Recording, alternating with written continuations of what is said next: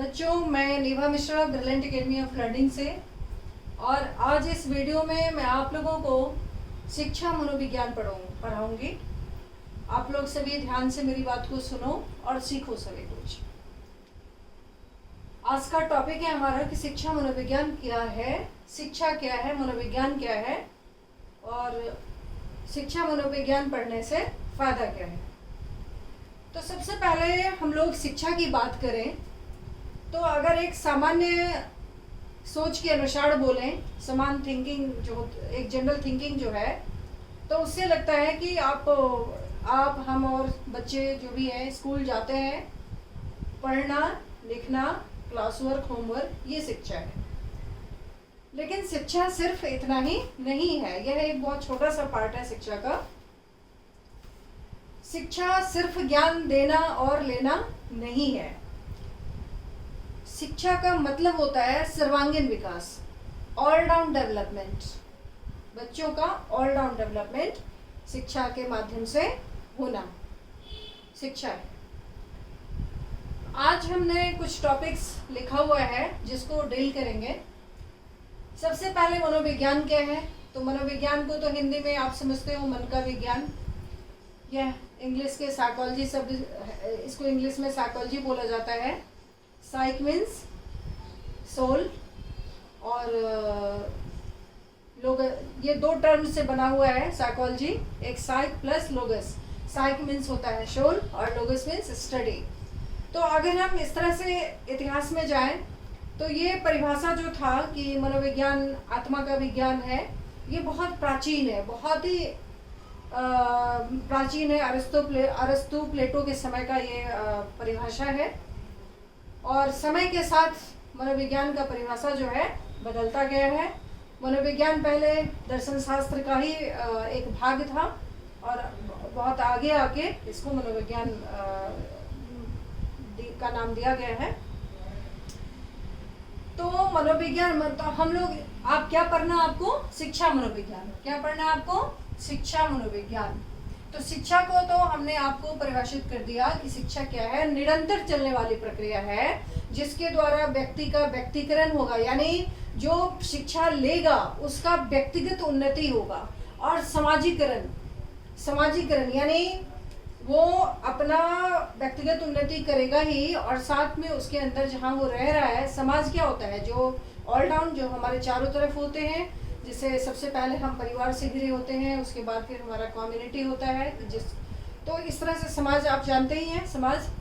तो व्यक्तिकरण, शिक्षा का क्या मतलब है कि व्यक्तिकरण यानी उसका अपना उन्नति होगा जो शिक्षा लेगा, और उसके अंदर समाजीकरण आएगा, सोशलाइजेशन होगा। तो उस शिक्षा वही है। तो ये शिक्षा हुआ। और दूसरा है मनोविज्ञान। क्या पढ़ना है आपको? शिक्षा मनोविज्ञान। मनोविज्ञान क्यों? शिक्षा का मनोविज्ञान क्यों? तो सबसे पहला है, आप समझो कि मनोविज्ञान व्यवहार एवं मानसिक क्रियाओं का अध्ययन है। देखो इस पे, ये देखो व्यवहार। मनोविज्ञान किसका अध्ययन करेगा? व्यवहार का और मानसिक क्रियाओं का। मानसिक क्रियाओं में क्या क्या आएगा? कोई कैसे सोचता है, थिंकिंग, रीजनिंग, तर्क करना। कोई कैसे किसी चीज़ पे सोचता है, किसी चीज़ की कल्पना कैसे करता है, किसी चीज़ को एनालाइज कैसे करता है, उसको ये सब मानसिक क्रिया में आता है। तो मनोविज्ञान किसका अध्ययन करेगा? व्यवहार का और मानसिक क्रिया का। समझ गए बच्चों? अब दूसरे लाइन में लिखा हुआ है शिक्षा का परिभाषा कि शिक्षा व्यक्तिकरण एवं समाजीकरण की वह प्रक्रिया है जिसमें शिक्षार्थी यानी जो शिक्षा लेगा के सर्वांगीण विकास पर बल डाला जाता है। अब यहाँ है कि सर्वांगीण विकास का मतलब क्या। तो आप लिखो, सर्वांगीण विकास का मतलब होता है शारीरिक विकास, यानी शिक्षा के माध्यम से वो स्वस्थ भी रहेगा, उसका शरीर का विकास बढ़िया होगा। मानसिक विकास मतलब वही है कि उसके सोचने की क्षमता में परिवर्तन आएगा, उसके सीखने की क्षमता में, तर्क करने की क्षमता में परिवर्तन आएगा। तो क्या क्या हुआ? सर्वांगीण विकास का मतलब हुआ मानसिक विकास, शारीरिक विकास, सामाजिक विकास। यानी शिक्षा जब लेगा, शिक्षित होगा, तो उसके अंदर सामाजिकता भी आएगा।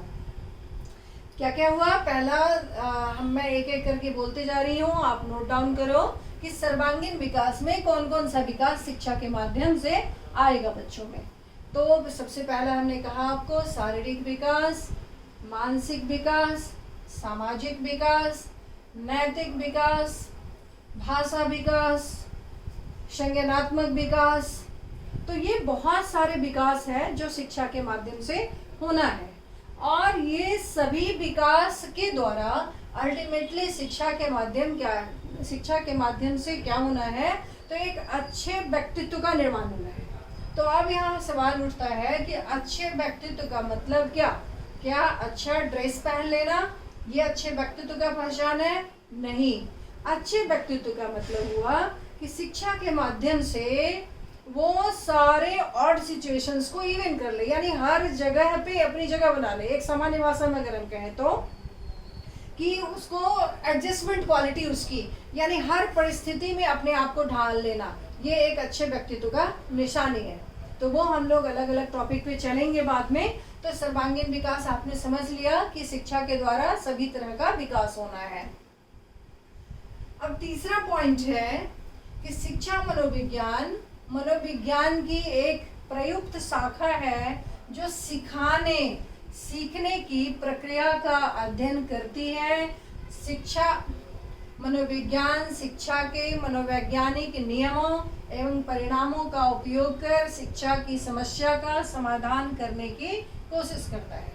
तो अब यहाँ दो चीज ध्यान देने योग्य है। आप देखो, सिखाने यानी कौन सिखाएगा? शिक्षक। और सीखेगा कौन? बच्चा। और तीसरा चीज यहाँ लिखा हुआ है समस्या। किसकी समस्या? तो शिक्षा की समस्या। तो शिक्षा मनोविज्ञान आप क्यों पढ़ोगे? तो इसमें आपको सिखाने यानी टीचर के लिए है, सीखने बच्चा के लिए है, और शिक्षा की समस्या सीखने सिखाने में जो समस्या आएगी उसको मिनिमाइज करने के लिए, उसको कम करने के लिए शिक्षा मनोविज्ञान पढ़ा जाता है और पढ़ाया जाता है। समझ गए बच्चों? इससे क्वेश्चन आपको बीएड एंट्रेंस में भी कुछ आता, कहीं आप सीटेट का एग्जाम दोगे उसमें भी आता है, कल को आपकी नौकरी कहीं लगती है टीएसएसबी केवी में तो वहां भी आएगा। तो आप लोग सभी इसको बहुत ध्यान से सुनो। तो शिक्षा मनोविज्ञान क्यों? क्योंकि ये सिखाने में मदद करेगा, सीखने में मदद करेगा, यानी टीचर के लिए, बच्चे के लिए और स्कूल मैनेजमेंट के लिए भी शिक्षा मनोविज्ञान बहुत हेल्पफुल है, बहुत उपयोगी है। अब नेक्स्ट पॉइंट है कि शिक्षा मनोविज्ञान के कई उद्देश्य हैं, लेकिन शिक्षकों के लिए विशेष उपयोगी है। शिक्षा मनोविज्ञान किसके लिए सबसे ज्यादा जरूरी है? शिक्षकों के लिए। ये बालक के लिए भी जरूरी है, माता पिता के लिए भी जरूरी है, पेरेंट्स के लिए, लेकिन शिक्षक के लिए सबसे ज्यादा जरूरी है। जो शिक्षक बनेंगे, जो शिक्षक हैं, उनको ये समझना, ये सारी जानकारी होना बहुत जरूरी है। अगला पॉइंट है कि शिक्षा मनोविज्ञान का कार्य क्षेत्र काफी विस्तृत है। इसमें शिक्षार्थी यानी लर्नर, जो शिक्षा लेगा, लर्नर के बारे में पढ़ाया जाता है, सीखने की प्रक्रिया के बारे में समझाया जाता है, सीखने की प्रक्रिया का स्वरूप, सीखने की परिस्थिति कि किस परिस्थिति में बच्चा अच्छा सीख सकता है। आगे है मापन, यानी जो आपने सिखाया और उसका मूल्यांकन, मापन और मूल्यांकन, आपको जो जरूरी लग रहा है वो निर्देशन शिक्षक दे। और मानसिक स्वास्थ्य, ये बहुत ही इंपॉर्टेंट चीज है, मानसिक स्वास्थ्य। देखो, जो ये आधुनिक मनोविज्ञान है उसमें मानसिक स्वास्थ्य बहुत जरूरी है। जो पहले का कंसेप्ट था कि बच्चे को आप, एक कहावत है कि spare the rod spoil the child, कि डंडा अगर नहीं उठाते हो आप तो बच्चे बिगड़ जाएंगे। लेकिन जो आधुनिक मनोविज्ञान है वो कहता है कि कॉर्पोरल पनिशमेंट यानी शारीरिक दंड आप बिल्कुल ही नहीं दे सकते बच्चे को, इससे नकारात्मक प्रभाव होता है बच्चों के ऊपर। तो आपको क्यों पढ़ना है मनोविज्ञान? इसमें शिक्षार्थी, सबसे पहले लर्नर को समझना है आपको एक क्वेश्चन आया था सिटेट में कि शिक्षक का कौन सा गुण है, और वो चारों ही गुण शिक्षक का था। तो जो उसका आंसर था वो था कि अंडरस्टैंडिंग ऑफ द चाइल्ड, यानी बच्चों को समझना पहला गुण होना चाहिए शिक्षक का, कि हम जिसको पढ़ा रहे हैं वो उसका मानसिक स्वास्थ्य कैसा है, मानसिक लेवल क्या है, मतलब मानसिक जो बुद्धि लब्धि है, आईक्यू वो क्या है, किस उम्र के बच्चे को हम पढ़ा रहे हैं। तो सबसे पहला काम शिक्षक को शिक्षार्थी को समझना है। दूसरा, सीखने की प्रक्रिया का स्वरूप। जैसे हाथ का सभी अंगुली बराबर नहीं होता, वैसे ही क्लास के सभी बच्चे एक समान नहीं सीख सकते, क्योंकि एक व्यक्तिगत विभिन्नता होता है, वो सबके अंदर होता है। तो कौन बच्चा कैसे सीखेगा, तो वहाँ आपको क्या देखना है, सीखने की प्रक्रिया का स्वरूप पे ध्यान देना है। अगला है सीखने की परिस्थिति, यानी किस परिस्थिति में बच्चा अच्छा और ज्यादा सीखेगा।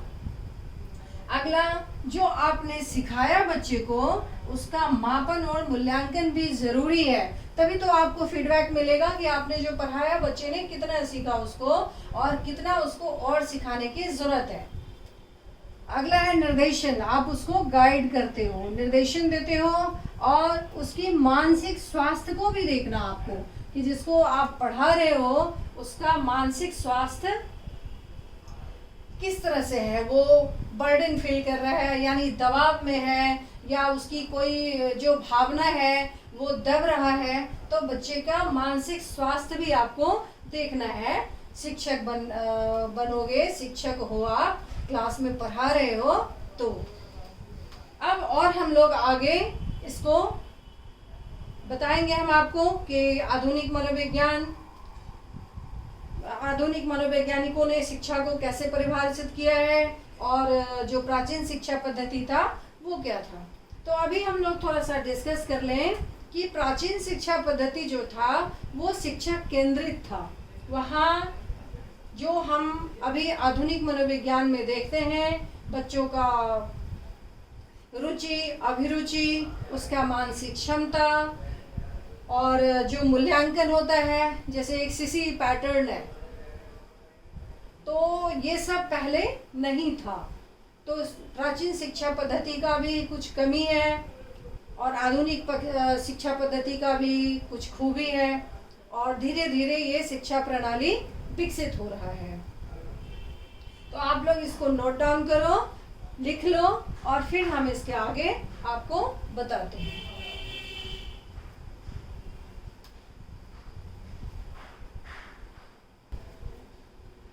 बच्चों, अब हम लोग डिस्कस करेंगे कि जो प्राचीन शिक्षा पद्धति था उसमें शिक्षक केंद्रित शिक्षा था, और शिक्षक ज्ञानवान और बच्चे भी वैसे ज्ञानवान बनेंगे, ये कंसेप्ट था।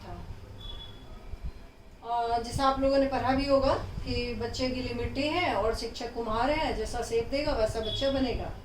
लेकिन जो आधुनिक मनोविज्ञान जो शिक्षा के लिए बात कही है, आधुनिक मनोविज्ञान में जो शिक्षा के लिए बात कही गई है वो है कि बच्चे जो हैं वो छोटे प्लांट हैं, छोटे पौधे हैं, और शिक्षक का काम एक गार्डनर का है, एक माली का है, कि उसको सही मौका दे, उसको ग्रो करने के लिए सही वातावरण का निर्माण करे, और बच्चा अपने आप उसमें आगे बढ़ेगा। जो प्राचीन शिक्षा पद्धति था उसमें रुचि, अभिरुचि, व्यक्तिगत विभिन्नता, मानसिक क्षमता, मानसिक स्वास्थ्य, ये सब कंसीडर नहीं किया जाता था। लेकिन आधुनिक शिक्षा पद्धति में हम लोग इस सब चीज़ को देखते हैं। तो यहाँ हमने कुछ पॉइंट्स लिखा है आपके लिए, आप इसको देखो एक एक को। बहुत सारे क्वेश्चंस जो आने वाले हैं वो सिटेट का हो या डीएसएसबी का हो, केंद्रीय विद्यालय का हो, जहाँ पे शिक्षा मनोविज्ञान से क्वेश्चन आता है वहाँ आपके लिए ये काफ़ी हेल्पफुल है। बहुत ध्यान से सुनो आप इस सब सारी बातों को। तो आधुनिक समय में शिक्षा ज्ञान की लेन देन की प्रक्रिया नहीं है, बल्कि बालकों एवं वयस्कों के चहुमुखी विकास यानी ऑलराउंड डेवलपमेंट, सर्वांगीण विकास का हो या चहुमुखी विकास यानी ऑलराउंड डेवलपमेंट, विकास करने की तथा उसमें निहित विभिन्न क्षमताओं को जगाने की एक प्रक्रिया कही गई है। तो सिर्फ ज्ञान देना और लेना शिक्षा नहीं है। आधुनिक मनोवैज्ञानिकों के अनुसार यह क्या है, चहुमुखी विकास यानी ऑलराउंड डेवलपमेंट, सर्वांगीण विकास में हम इसको कह सकते हैं। हर तरह का विकास हो और जो क्षमताओं निहित विभिन्न क्षमता यानी बच्चे के अंदर जो ऑलरेडी क्वालिटी है उसको निहित क्षमता, उनमें निहित विभिन्न क्षमताओं को जगाने की एक प्रक्रिया है शिक्षा। समझ गए बच्चों? तो विभिन्न क्षमताओं को जो निहित क्षमता, निहित विभिन्न क्षमता और जो क्षमता नहीं है उसको भी जगाने का प्रयास किया जाना चाहिए शिक्षा के माध्यम से। तो आप समझ गए होंगे अभी तक शिक्षा का सही मायने में एक परिभाषा क्या होना चाहिए, शिक्षा को हम कैसे परिभाषित करें। सर्वांगीण विकास होना चाहिए और जो ऑलरेडी क्षमता है, जो निहित क्षमता है उसका विकास होना चाहिए और जो क्षमता नहीं है वो क्षमता भी उसके अंदर आए, वो गुण आए, इसका प्रयास शिक्षक को करना चाहिए और शिक्षा के माध्यम से होना चाहिए। यहाँ हमने शिक्षक का कार्य लिखा है कि शिक्षक कैसे इस चीज को कर सकते हैं, व्यवहारिक रूप से वो कैसे कर सकते हैं शिक्षा को। तो क्या क्या होना चाहिए? तो शिक्षक क्या करते हैं, जो विज्ञान के द्वारा उनको सिखाया जाता है और शैक्षिक समस्याओं के प्रति उचित मनोवृत्ति उत्पन्न करने में मदद करता है। क्या? तो शिक्षा मनोविज्ञान यानी शिक्षक को शिक्षा मनोविज्ञान से क्या मिलेगा, है ना? तो शिक्षक को शैक्षिक समस्याओं के प्रति उचित मनोवृत्ति उत्पन्न करने में मदद करता है। दी हुई परिस्थिति में किस विधि द्वारा शिक्षण लाभप्रद होगा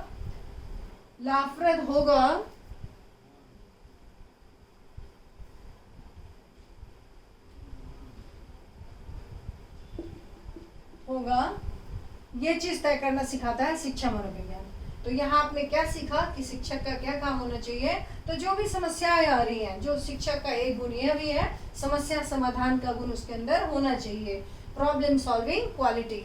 तो शिक्षा मनोविज्ञान के द्वारा उसे क्या सीखना है कि जो शैक्षिक समस्या आ रहा है उसको हम प्रॉपरली कैसे डील करें, उचित मनोवृत्ति के द्वारा उस समस्या को हम निदान करें और दी हुई परिस्थिति में किस विधि द्वारा शिक्षण लाभप्रद होगा। दी हुई परिस्थिति में यानी हमें किसको पढ़ाना है, किस क्लास के बच्चे को पढ़ाना है, उस बच्चे का जो मानसिक क्षमता है वो किस लेवल का है, तो वहाँ हम किस तरह से पढ़ाएं जो शिक्षण लाभप्रद होगा। अगला है शिक्षार्थियों के व्यवहार में समुचित परिवर्तन के लिए वातावरण तैयार करना। अब यहाँ देखो, शिक्षा के माध्यम से क्या करना होता है शिक्षक को। शिक्षा के द्वारा क्या परिवर्तन होगा, तो व्यवहार में समुचित परिवर्तन होगा। शिक्षार्थी के यानी लर्नर जो होगा, जो शिक्षा लेगा, उसके व्यवहार में समुचित परिवर्तन यानी बाय बर्थ जो गुण है उसके अंदर वो शिक्षा के माध्यम से परिवर्तित होगा। और यहाँ ये भी ध्यान रखना है कि किसी भी के भी नेचर और सिग्नेचर को हम बदल नहीं सकते। उसी तरह से किसी भी बच्चे के व्यवहार में कोई भी शिक्षक कंप्लीट चेंज नहीं ला सकता, कंप्लीटली चेंज नहीं हो सकता। सिर्फ शिक्षक का काम होगा कि उसके व्यवहार में परिवर्तन आए, उसके लिए समुचित वातावरण, उसके व्यवहार में समुचित परिवर्तन के लिए एक सही वातावरण का निर्माण करे कि बच्चे के व्यवहार में सुधार आए। अगला है कि शिक्षार्थी के व्यवहार को, हाँ, तो ये हमने पहले भी आपको कहा है कि शिक्षार्थी, बच्चे को समझना शिक्षक का सबसे पहला गुण है।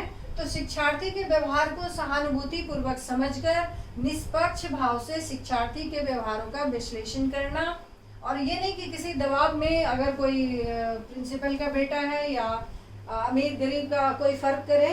कहा भी गया है कि एक शिक्षक को अपने वर्ग में, अपने क्लास में डेमोक्रेटिक अप्रोच रखना चाहिए, डेमोक्रेटिक व्यू रखना चाहिए, प्रजातांत्रिक व्यू होना चाहिए कि हमारे लिए सभी बराबर हैं। तो टीचर का क्या काम होता है, शिक्षक का क्या काम होता है कि शिक्षार्थी क्या जो व्यवहार है जिसमें आप जिसमें शिक्षा के द्वारा परिवर्तन होगा, तो उसका विश्लेषण हम निष्पक्ष भाव से करें बिना किसी डिस्क्रिमिनेशन का। अगला चीज है जो शिक्षक को करना है कि बालकों के योग्यता के अनुरूप, यानी हम क्या देखेंगे कि हम जिस बच्चे को पढ़ा रहे हैं उसका मानसिक क्षमता क्या है, हम किस क्लास को पढ़ा रहे हैं, उम्र क्या है उसको, तो ये सब हमें देखना है कि बालकों की योग्यता के अनुरूप विषय वस्तु का चयन कर उसको संगठित करना। कि अब देखो शिक्षक क्लास में पढ़ाता है कोई भी चीज़, तो कई बच्चे होते हैं जो हम लोग आएंगे जब हम लोग बुद्धि पढ़ेंगे, इंटेलिजेंस, तो उसमें कैटेगराइज किया जाता है बुद्धि लब्धि के अनुसार कि कौन से बच्चे कितने लब्धि वाले को क्या कहा जाता है। तो कई बच्चे ऐसे होते हैं जो शिक्षक के पढ़ाने से पहले ही उन्हें सब कुछ तैयार होता है, कई बच्चे होते हैं जो शिक्षक के पढ़ाने से सीखते हैं, उनके साथ चलते हैं वो, और कई बच्चे होते हैं जिसपे शिक्षक को ज़्यादा ध्यान देना होता है। और ज़्यादा ध्यान का मतलब है कि कई कारण होता है, बच्चे का अगर सही नहीं चल रहा है, उसका जो होना चाहिए लर्निंग शिक्षण जो है वो टीचर तो कर रहे हैं बट बच्चे के अंदर वो इम्प्रूवमेंट नहीं आ रहा है, तो सिर्फ एक शिक्षक ही उसके लिए जिम्मेवार नहीं होता, कई कारण होते हैं उसके पिछड़ापन का। तो शिक्षक क्या करते हैं, बालक की योग्यता के अनुसार उन्हें पढ़ाना है और जो सब्जेक्ट मैटर, जो विषय वस्तु होगा उसको संगठित करके इस तरह से पढ़ाना है कि बच्चे को समझ में आए। अगला पॉइंट है शिक्षक के लिए कि बालकों के व्यक्तिगत विभिन्नता को समझना। हम लोग जब आनुवंशिकता और वृद्धि विकास पे आएंगे तो देखेंगे ये सब सारी चीज़ पढ़ेंगे, लेकिन यहाँ थोड़ी सी मैं डिस्कस कर दूँ आपको कि बालकों का व्यक्तिगत विभिन्नता जो है ये किसी का भी जो वृद्धि और विकास होता है वो दो फैक्टर पे डिपेंड करता है।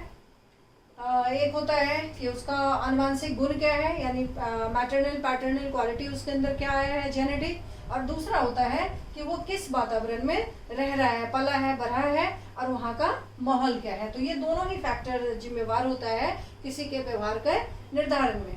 तो अब आगे हम लोग इससे और चलें। बच्चों आप लोगों को सारा ये कुछ समझ में आ रहा होगा, इसको समझो। और ऑब्जेक्टिव टाइप क्वेश्चन जो आपके एग्जाम में आएगा तो जरूरी नहीं है कि डायरेक्ट आपको इसी तरह से बैठा के दे दे, ये समझ में आया रहेगा आपको, ये चीज़ सब समझोगे तो वहाँ आंसर कर लोगे आप आराम से। नोट डाउन कर लो सबको।